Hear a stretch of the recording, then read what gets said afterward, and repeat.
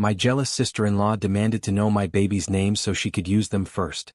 I gave her fake names and she actually fell into my trap. But my response wasn't what she expected. My name is Maya, I'm 31 years old and married to David, who is 34 for 4 years. We have a 2-year-old son and I'm pregnant with twins, a boy and a girl. This situation involves David's sister-in-law, Rachel, 36 years old, who is married to his brother, Marcus, 39 years old. They've been married for 6 years. Rachel and I are complete opposites. She's outgoing, always the center of attention at family gatherings and has strong opinions about everything. I prefer to stay quiet and observe people. When David introduced me to his family, I told him Rachel and I would never be close friends. We've maintained a polite but distant relationship ever since. The problem started during my first pregnancy 2 years ago. Rachel and Marcus had been trying to have children for years without success. During family dinners, whenever someone mentioned my pregnancy, Rachel would change the subject immediately or make comments about how pregnancy wasn't that special, since millions of women go through it every day. She would disappear to the bathroom for long periods. About halfway through my pregnancy, Rachel suddenly offered to plan my baby shower. I politely declined, saying my mother and sister had already arranged everything. She insisted for weeks until I needed to be more direct about not wanting her involved. The strangest behavior started after we announced we were having a boy. Rachel became obsessed with finding out what his name would be. Every time at family gatherings, in every phone call, in every text message, she would ask about the name. When I said we weren't sharing information until birth, she would get visibly irritated and make comments about how secretive we were being. David and I had chosen a traditional Irish name that wasn't common in our area. After our son was born and we announced his name, Rachel wouldn't stop talking about how unique and beautiful it was. She mentioned it at every opportunity, telling everyone she had never heard such a perfect name. This continued for months. Fast forward to this year. Rachel finally got pregnant almost at the same time I got pregnant with the twins. She was about 8 weeks ahead of me. The moment we announced we were having twins, she started the interrogation about names again, but this time she wanted both names since we were having one of each. The comments also got nastier. She would make jokes about how I would probably gain twice as much weight with twins and how my body would never recover. When someone congratulated us at a family barbecue, she announced loudly that we had obviously gotten pregnant on purpose right after her announcement to steal the spotlight. Everyone knew we had been trying for a second child for over a year. I decided to completely ignore her comments. Rachel loves drama and arguments, so I figured the best way to irritate her would be to give her no reaction. After weeks of constantly hearing questions about the twins' names, I became suspicious. I asked David if he thought Rachel wanted to know our names to use them first, since she was pregnant before us. He laughed at first but then realized I was serious. After thinking about it, he admitted it was possible. That's when I decided to test my theory. David's father was going to celebrate his 60th birthday at our house the following weekend. We were slowly preparing the twins' room in our guest bedroom, although it wasn't ready yet. I devised a plan to leave fake names somewhere Rachel could find them if she decided to snoop. I went online and created custom wall decals with 2 names I liked, but that had nothing to do with our final choices, Emma Claire and Noah James. I went through the entire purchase process, but stopped just before submitting payment. Instead, I printed the final order confirmation page which showed both names clearly. The night before the party, I folded the paper and placed it in the middle drawer of the dresser in the baby's room, making it look like it had been thrown there carelessly. I made sure one of the corners was sticking out enough to be noticed if someone opened the drawer. David thought my plan was ridiculous, but agreed to a $20 bet that Rachel wouldn't snoop. The party was at our house, so we were busy receiving guests and didn't pay attention to where Rachel was the whole night. The next morning I checked the nursery. Everything looked exactly the same. The paper was still in the drawer in exactly the position I had left it. David and I assumed the test had failed and forgot about it. But then I noticed something interesting. After that party, Rachel simply stopped asking about our babies' names. For someone who had been bothering us daily for weeks, the sudden silence seemed strange. Rachel gave birth to her son 3 weeks later. David and I went to the hospital to meet our new nephew. When I asked about the baby's name, Rachel opened a huge smile and announced it was Noah James. She looked directly at me when she said it, as if she was expecting some big reaction. Instead of pretending to be upset, I exaggerated my enthusiasm. I talked nonstop about how beautiful the name was, how perfect it sounded, how lucky they were to choose such a pretty combination. I went on for a full minute. Rachel's expression changed from smug satisfaction to confusion and finally to visible frustration. David was trying not to laugh beside me. Later in the elevator, he handed me $20 while shaking his head. We didn't see Rachel and Marcus for the next few weeks, giving them space with the newborn baby. David's mother mentioned that Rachel seemed to be having more difficulties than expected with recent motherhood, possibly dealing with postpartum depression. When I told my sister about the whole situation, she laughed at first, but then said I was kind of cruel for setting that trap for Rachel. I can't decide if what I did was wrong. Rachel was making my pregnancy hell with her constant demands and rude comments. The fake names weren't even names I would mind using someday. But maybe I went too far with the trap. Should I feel bad about it? Update 1. The situation with Rachel got more complicated than I expected. First, let me explain better why Rachel and I never got along. The problem started when David and I got engaged after dating for only 8 months. Rachel made several comments to family members about how I was pressuring David to get married and had probably tricked him somehow. When David's grandmother mentioned the joy of having another granddaughter, Rachel made a point of saying she hoped David was sure of his choice. Our wedding made things worse.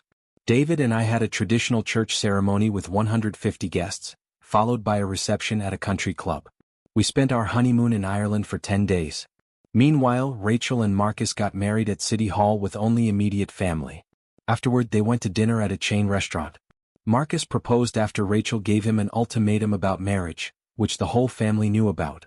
Rachel also struggled with the fact that David's family welcomed me immediately. His mother and I have similar interests and personalities. His grandmother, who everyone calls Nana, started including me in her weekly shopping trips and Sunday dinners right away. Rachel had been with Marcus for 3 years before they got married, but Nana never warmed up to her the same way. The contrast became even more evident after David and I bought our house in the suburbs 2 years ago. Rachel and Marcus still rent a small apartment in the city because they can't afford to buy anything in the area where they live. David and I have stable jobs at large companies with good benefits, while Rachel and Marcus work in retail with unpredictable schedules. About a year ago, at Marcus's birthday party, Rachel drank too much and argued with him about money. In front of everyone, she announced that she should have married David instead of Marcus, because David had his life together. The whole family fell silent. I wasn't even surprised. I had suspected Rachel had feelings for David for years, based on how she acted around him. I responded by asking which brother she meant, since it would be inappropriate either way, considering David and Marcus have a younger brother, Tyler, who is only 25. Rachel was furious. She completely lost her head and started yelling at me for twisting her words. The next day, she claimed she didn't remember saying anything inappropriate. Now for the update. David's mother came over yesterday to talk about my baby shower plans next month. My due date is at the end of January, but twins usually come early, so we're planning for December. While she was here, I asked how Rachel and Marcus were adjusting to parenthood. David's mother sat down with a heavy sigh and said it was complicated.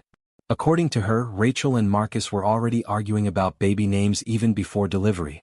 Rachel spent months making lists of girl names, but refused to consider boy names. When Marcus asked about it, Rachel insisted the baby would definitely be a girl.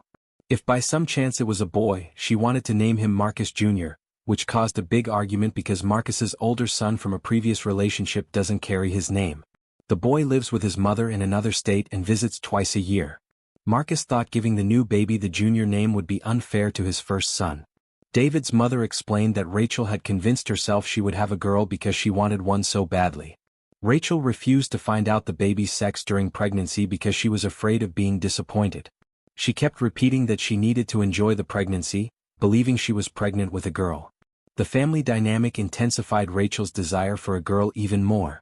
David's mother is the only daughter among 3 boys in her family, and she herself had 3 sons. My son was her first grandson, but my daughter would be her first granddaughter in decades. When we announced we were having a girl, David's mother even cried with happiness. David's mother has always been polite with Rachel, but they never got close. She's obsessed with my little son in a very cute way. Every week, grandmother and grandson have special activities.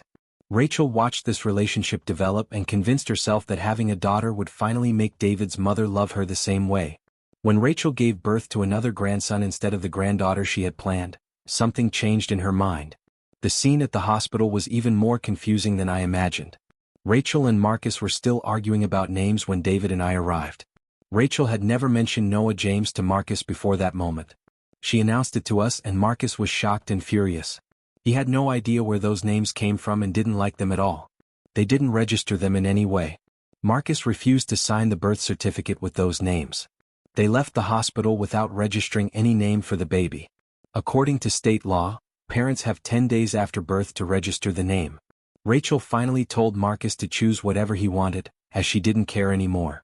Marcus chose Jordan Ollie. Jordan, after his favorite basketball player, and Ollie in honor of the boxer. He kept the Ollie from the name Rachel announced but changed everything else. So the baby was never actually called Noah James. Rachel's attempt to use my fake names lasted exactly as long as it took Marcus to take action.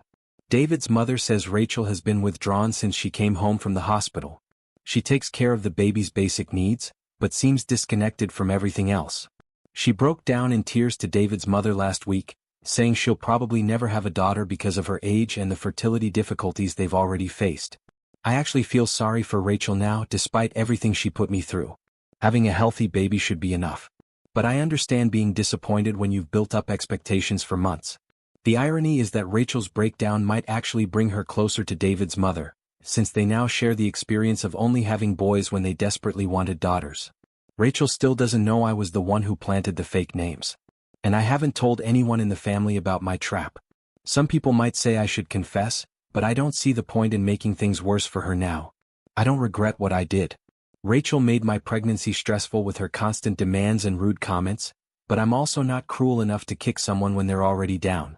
Update 2. Rachel found out about my name trap, and the consequences were worse than I expected. I gave birth to the twins in early January. Emma Rose and Samuel David. Yes, Emma was actually one of my fake names, but it was also genuinely on our girls' list long before the trap. Pure coincidence that caused additional drama later. Both babies are healthy and we're adjusting well to having 3 children under 3 years old. David took 2 weeks off work to help and his mother has been coming daily to help with the older children. The problem started when David's mother was holding Emma. She commented on how beautiful the name was. She said she remembered seeing it somewhere recently but couldn't remember where. I made some generic comment about it being a popular name. That night, David's mother called me.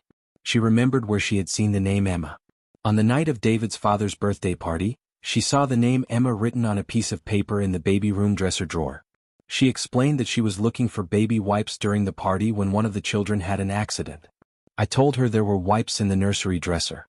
When she opened the drawer, she saw the tip of a paper sticking out and pulled it to push it down properly. She glanced at it and saw both names, Emma Claire and Noah James.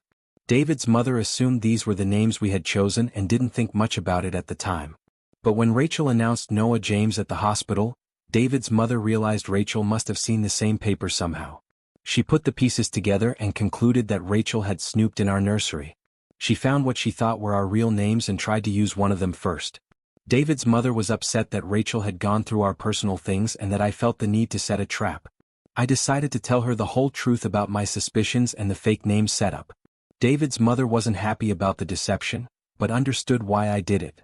She was more irritated with Rachel for snooping than I imagined. The problem arose when David's mother couldn't keep it a secret. She told David's father everything, who told Marcus during a phone conversation about something completely different. Marcus confronted Rachel, who initially denied everything, but eventually admitted to going through our dresser drawer. According to Marcus, Rachel completely broke down when she realized we had tricked her. She admitted she planned to use whatever name she found because she thought it would upset me and make her feel better about her own disappointments. She had spent months resenting my pregnancy and wanting to ruin something for me the same way her difficulties getting pregnant had ruined things for her. Marcus was furious, not just about the snooping, but also about Rachel's admission that she tried to name their son specifically to hurt me. He told her she needed to apologize immediately to David and me. Rachel refused. She said I had humiliated her by setting a trap for her and that she wouldn't apologize for anything. She claimed I was manipulative and had turned the whole family against her. This led to a huge fight between Rachel and Marcus. He pointed out that she had caused all of this by going through our personal belongings and trying to steal our babies' names out of pure spite. Rachel accused him of taking my side instead of his own wife's side. The argument escalated when Marcus mentioned that he had never liked the name Noah James anyway and was glad they had chosen Jordan Ollie. Rachel screamed that she hated the name Jordan Ollie and wished she had never had a baby if it wasn't going to be a girl. Marcus left the house that night and has been staying at David's parents' house for 3 weeks. He's been taking care of baby Jordan during the day while Rachel works and then returning Jordan to her at night. They barely speak to each other. David's mother is caught in the middle of the situation, trying to help with both grandchildren while Marcus and Rachel worked through their marriage problems. She's stressed about the situation and worried that baby Jordan is being affected by all the tension. Rachel has been telling anyone who will listen that I'm a terrible person who destroyed her marriage with my scheming. She's convinced some of Marcus's co-workers and some family members that I'm manipulative and cruel. David is furious with his brother and Rachel for involving our newborn babies in their drama. He wants to cut off contact with them completely until they resolve their issues. I agree, but David's mother is begging us not to make things worse by creating even more family divisions. I didn't expect my little test to reveal this level of dysfunction in Rachel and Marcus's relationship. All I wanted was to confirm my suspicions about the name stealing. Now there's a baby caught in the middle of parents who can't stay in the same room. Part of me feels guilty for starting this sequence of events, but a bigger part of me thinks Rachel's behavior would have eventually caused problems anyway. I was just the catalyst that brought everything to the surface. Update 3. Rachel and Marcus are getting divorced, and Rachel has completely disappeared from our lives. The divorce process is moving quickly because they were only married for 6 years and didn't own many assets together. Marcus kept the rental lease and the furniture. Rachel moved back home with her parents in another city, about 2 hours away. Baby Jordan's custody arrangement became the biggest issue. Rachel initially demanded full custody, claiming Marcus's work schedule was too unpredictable for him to be a reliable parent. Marcus countered by mentioning Rachel's confession that she wished she had never had the baby. David's mother ended up testifying about Rachel's behavior during the whole name situation, including her confession that she tried to deliberately hurt me. The judge wasn't impressed with someone who would use their own baby's name as a weapon against family members. Marcus got primary custody, with Rachel having supervised visitation every other weekend. She has to drive to our city for the visits because the judge didn't want baby Jordan traveling back and forth constantly. David's parents supervised the visits at their house.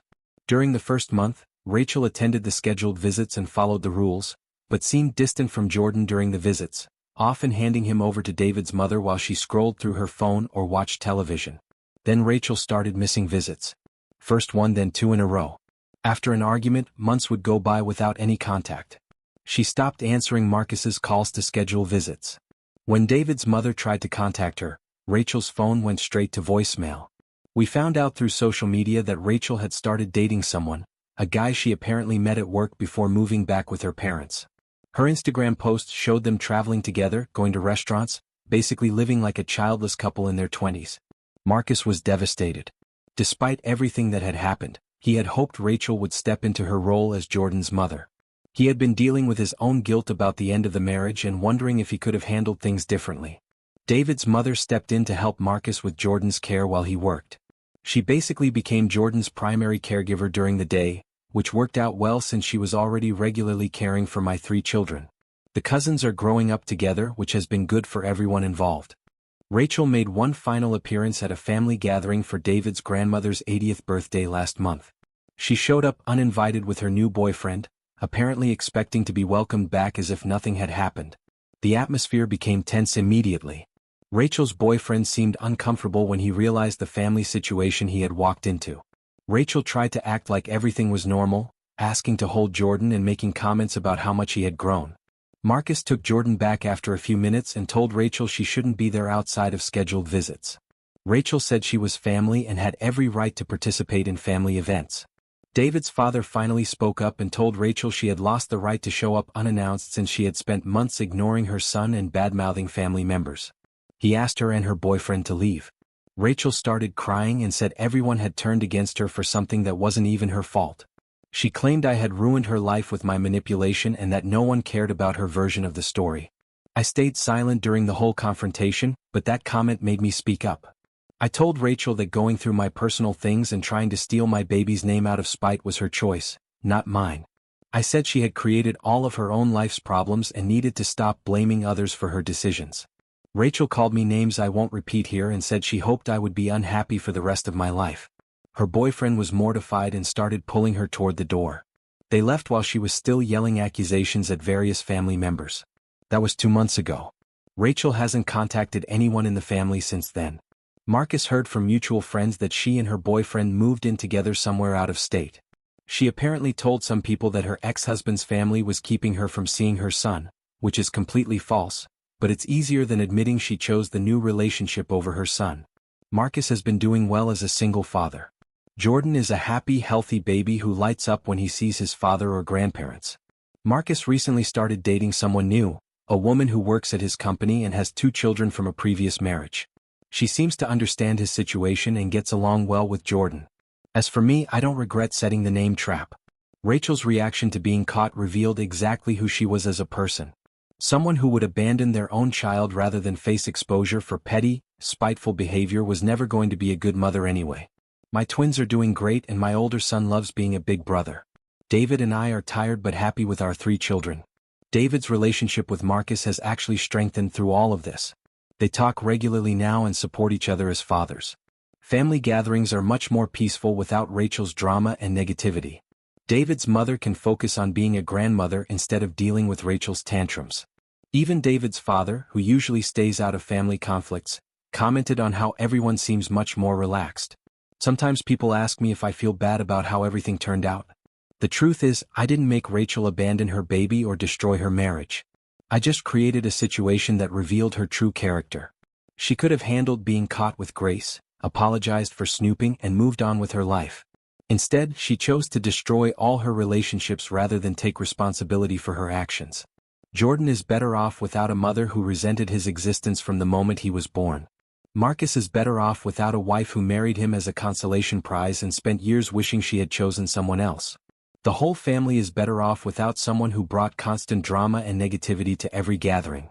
My name trap worked better than I ever imagined. I thought I would just catch Rachel being nosy and maybe embarrass her a little. Instead, I accidentally helped a baby escape a toxic mother and helped Marcus escape a toxic marriage. Sometimes the best thing you can do for people is give them enough rope to hang themselves with. Now let's move on to the next story. Story 2. After years of trying to have a baby, my wife cheated on me with my best friend and got pregnant. Now they want me to raise the baby as if it were mine, but I divorced her. I never imagined I would be in this situation, opening my heart to strangers on the internet, but here I am. My name is Matt, I'm 32 years old and my world has been turned upside down. I'm married to Sophie, who is 30 years old, for 5 years, and we've known each other since college. We met at a campus party. I remember how her eyes sparkled when she talked about her passion for marine biology. Our relationship started as a friendship. We studied together at the library, had coffee between classes, and spent time with our group of friends. It wasn't until senior year that things changed. We were at a beach bonfire with our friends and while watching the waves, Sophie turned to me and said, "You know, I think I'm falling for you." My heart almost jumped out of my chest. I had been harboring feelings for her for months but was too afraid to ruin our friendship. From that moment on, we became inseparable. After graduation, we both got jobs in the same city. I started working at a marketing company while Sophie pursued her dream of working at the local aquarium. After a year of dating, we moved in together in a tiny 1-bedroom apartment where our belongings barely fit together. But we were happy building our life together one day at a time. 2 years into our relationship, I decided to propose to her. I planned an elaborate surprise with the help of our friends and family. I took Sophie on a treasure hunt around the city, revisiting all our favorite places. The final clue led her to the aquarium where she worked. And there, in front of the giant shark tank, I got down on one knee. She said yes before I could even finish asking the question. Our wedding was a joyful celebration, filled with laughter and love. My best friend, Mark, who is 33 years old, was my best man. Mark and I had been friends since high school, bonded by our shared love of basketball and terrible science fiction movies. He had been there for every important moment in my life, and I couldn't imagine my wedding without him. Life was good in the early years of our marriage. Sophie and I progressed in our careers. I became a senior account manager at my company, while Sophie was promoted to lead marine biologist at the aquarium. We bought our first house, a cozy 3-bedroom home with a small backyard where we talked about our future children playing. Mark remained a constant presence in our lives. He came to our house so often that we joked about him being our permanent guest. He would join us for dinners, game nights, and weekend trips. I never once suspected anything. In fact, I was grateful that my wife and best friend got along so well. About a year ago, Sophie and I started talking about having children. We had always wanted to start a family and felt we were finally in a good financial and emotional position to take that step. We were excited about the prospect of being parents, imagining what our children would look like and debating possible names. Months passed without success and we started to worry. We tried to remain positive, telling ourselves that these things take time. But as time went on, the strain began to show. Sophie became obsessed with monitoring her ovulation, and our intimacy, once spontaneous and loving, became scheduled and mechanical. After a year of trying without success, we decided to see a fertility specialist. Dr. Johnson was kind and understanding as she guided us through a series of tests. When the results came in, my world collapsed. I had a low sperm count, which was making it difficult for us to conceive naturally. This news hit me like a punch in the stomach. I felt less of a man, as if I was failing Sophie and our dream of having a family. Even though Sophie assured me that this didn't change how she felt about me, I saw the disappointment in her eyes.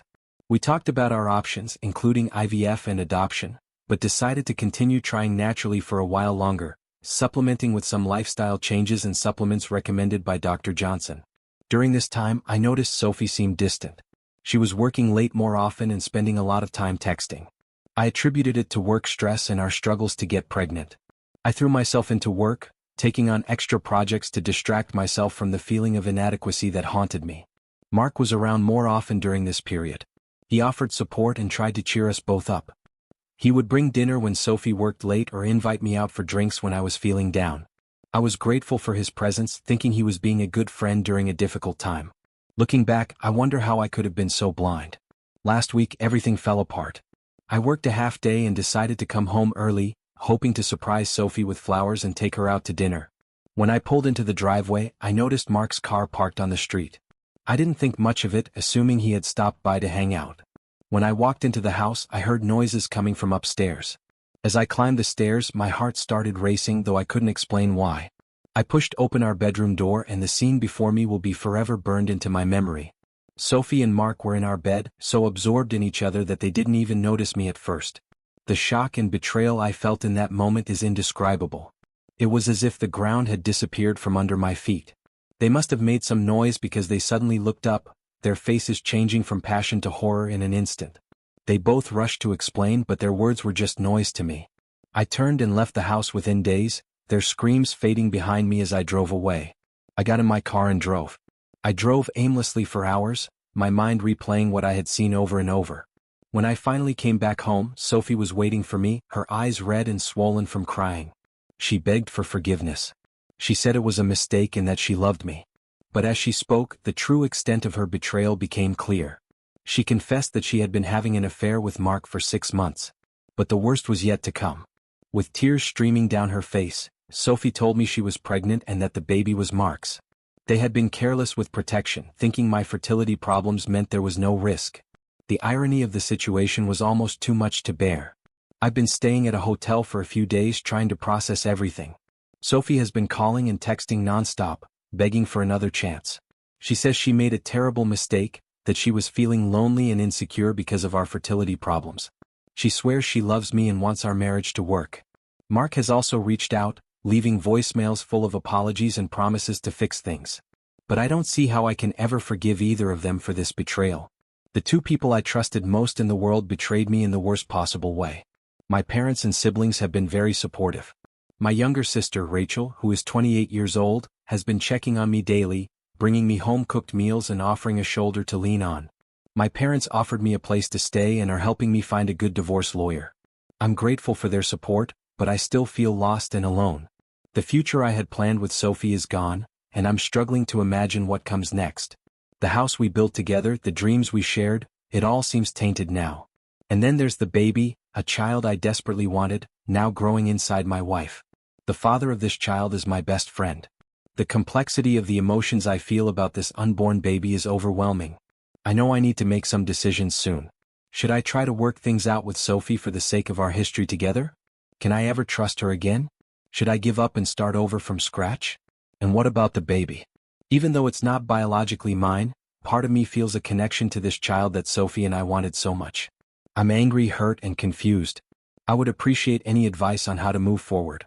I never imagined I would be in this situation and I don't quite know how to deal with it. How do you rebuild your life when the foundation you thought was solid turns out to be built on lies? First update. It's been a month since my last post and I wanted to give an update on my situation. First, I want to thank everyone for the kind words and advice. The support from this community has been a real lifesaver during this difficult time. After much reflection and several conversations with my family and a therapist, I decided to file for divorce. The betrayal by Sophie and Mark is simply too complex for me to overcome. It's not just about the physical involvement, but the months of lies and betrayal that I can't get past. I realized I deserve better than a wife who would betray me, especially with my best friend. The divorce process has been emotionally exhausting. Each document feels like another nail in the coffin of the life I thought I had. My lawyer, a kind but no-nonsense woman named Sandra, has been guiding me through the process. Her help has been instrumental in helping me understand my rights and what to expect. Initially, Sophie tried to contest the divorce, claiming we could work things out. She's been sending me long emails detailing how sorry she was and how much she wanted our marriage to work. She even suggested couples therapy, but I've kept my decision firm. I can't see a path where I could trust her again. As for Mark, I've cut all ties with him. He kept reaching out to me, even showing up at my parents' house where I was staying. Seeing him standing on the porch with a regretful look brought all my anger back with force. I made it very clear that I want nothing to do with him, and I blocked his number and all his social media accounts. It's strange to think that someone who was such an important part of my life for so long is now essentially a stranger. The hardest part has been dealing with the news of Sophie's pregnancy. She's about 4 months along now, and it's been difficult to see her starting to show when I run into her around town. I've been struggling with feelings of anger and resentment toward the baby. Even knowing it's not the child's fault, part of me still longs for the family we had planned together. And seeing the physical proof of Sophie and Mark's betrayal is like a stab in my stomach.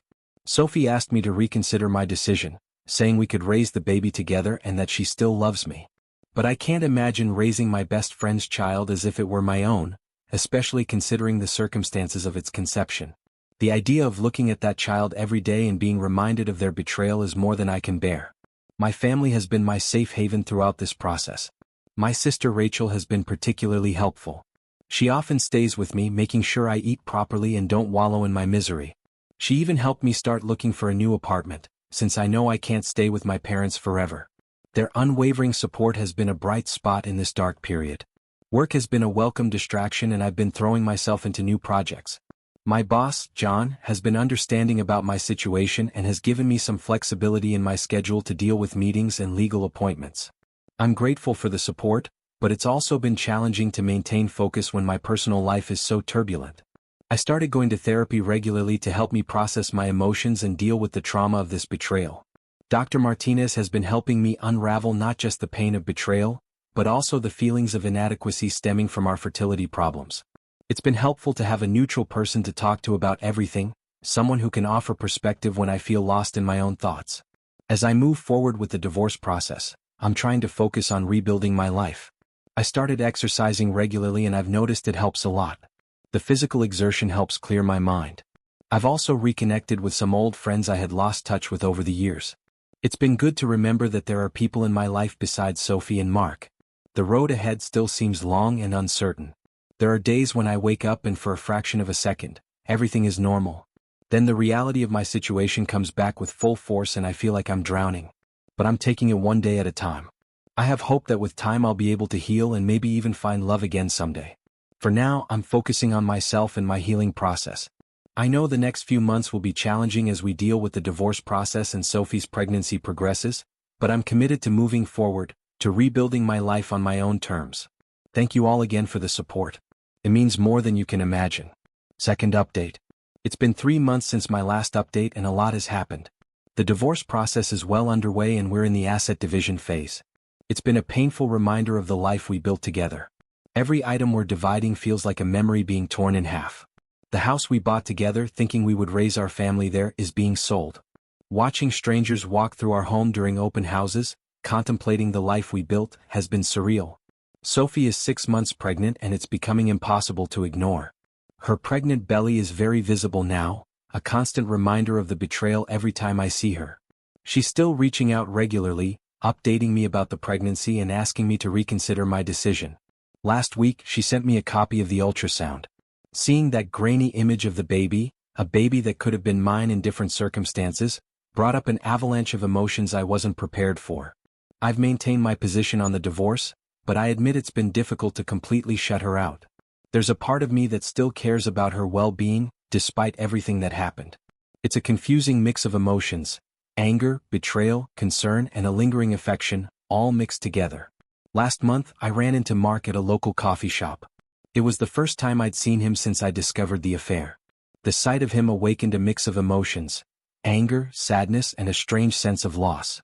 He tried to apologize again, his eyes pleading for forgiveness, but I couldn't bear to hear them. I left without saying a word. I felt a wave of emotions wash over me.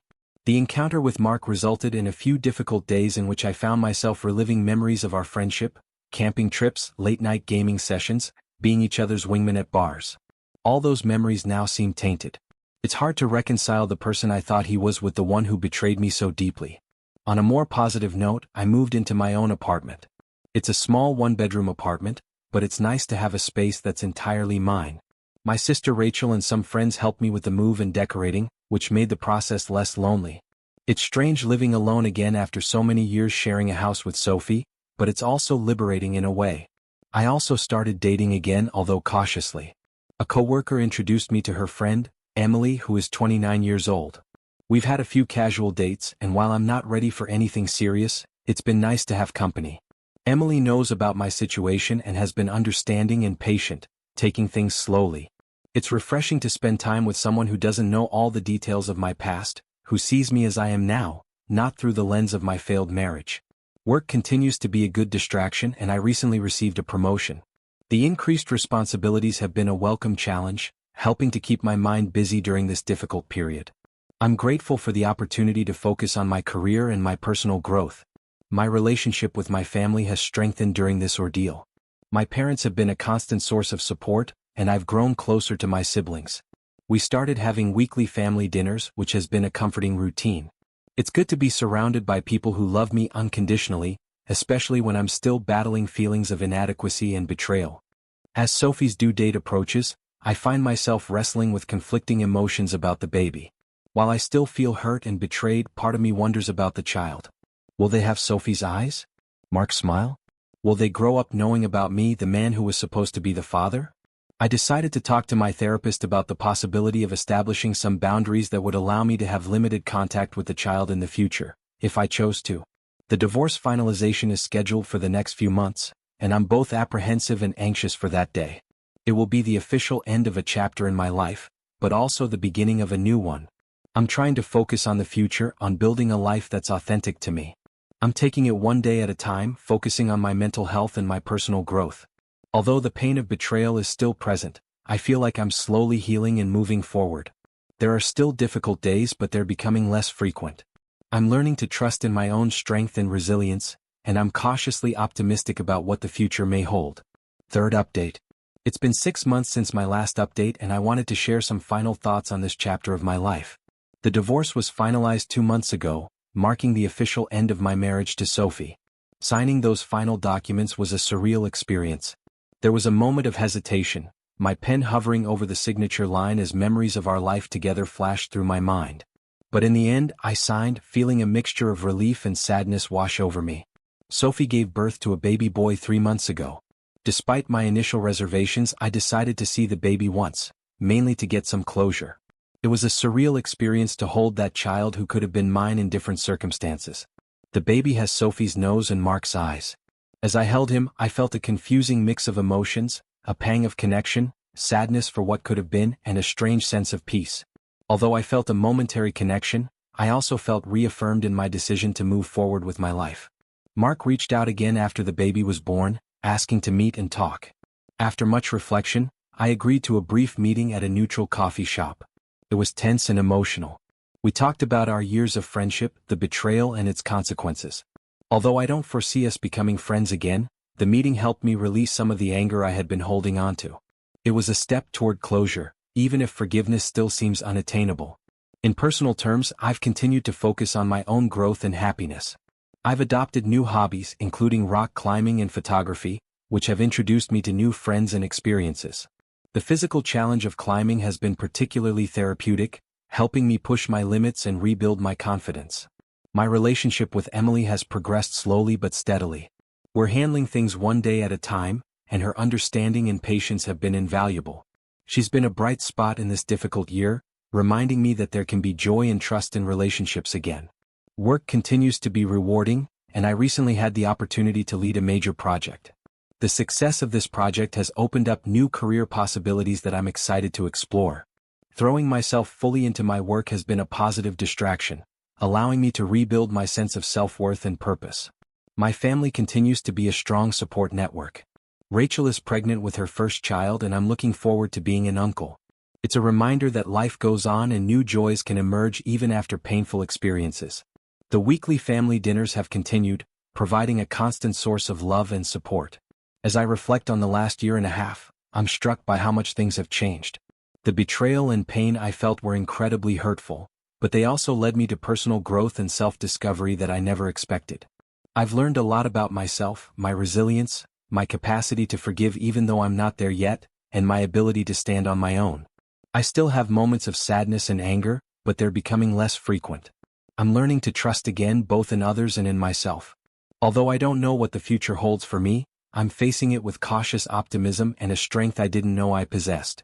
For anyone going through a similar situation, know that healing is possible. It's not easy and it doesn't happen overnight, but with time, support, and self-care, you can move forward and find happiness again. There's no set timeline for healing, and it's okay to have good days and bad days. I'm grateful to everyone for the support and advice throughout this journey. Your kindness has meant more than you can imagine. As I close this chapter of my life, I look forward to the next one on my own terms.